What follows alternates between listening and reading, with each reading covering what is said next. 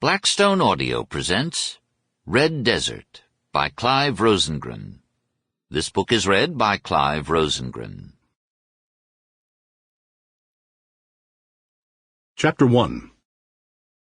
Janice Ebersol knew she shouldn't be swimming bare-ass naked, not to mention having another glass of wine. But there she was.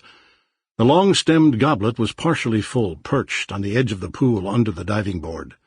The glass picked up dancing reflections from the swirling water. The night was hot. Except for a few strategic spotlights, the backyard was dark. The boutique's air conditioning had broken down, giving Janice an unexpected night off. She'd hoped to spend it with Mike, but he had some stupid symposium he had to attend. He invited her, but she didn't want to go. Boring. They'd had a little spat. He'd told her to go to his place, use the pool, and he'd be home as soon as he could. She'd walked to work, so Angie dropped her off. She had a key to his house. At first, she'd been pissed, but when she looked at the pool and felt the heat, she finally said to hell with it, opened a bottle of his most expensive Chardonnay, and decided to cool off. She scissor-kicked her way the length of the pool, raven hairs splayed out like a watery Medusa. She glided to the deep edge. One hand clasped the concrete drainage gutter, her other elbow slung over the edge. She reached for the glass, tilted it up, swallowed the contents, and placed it back on the cement deck. She paddled to the ladder on her right, found the bottom step, and pulled herself from the pool, lights from the bottom glinting off her supple body.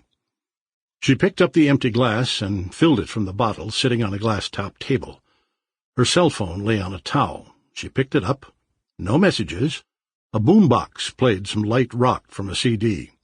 She kicked up the volume a notch, sipped some wine, and began dancing to the music, droplets of water from her black mane of hair peppering the cement. After another sip, she climbed the ladder on the diving board and walked toward the end. Then she started to lose her balance. She giggled and sat down, looked around. A slight breeze ruffled the fronds of the palm trees surrounding the pool. She could smell forest fires burning. Her eyes became heavy. She lay back along the diving board. Maybe a little nap would refresh her. She didn't want Mike to think she'd drunk too much. She didn't know that she was being watched. The heat was stifling. Not the kind of weather to be dressed in black, wearing a windbreaker that didn't breathe and a woolen watch cap. If you planned on breaking into someone's house, however, the wardrobe was appropriate. As he strode up Nottingham Avenue, sweat broke out on his chest. He could see the faint glow from the forest fires burning to the northeast, the acrid smell of wood. Sample complete. Ready to continue?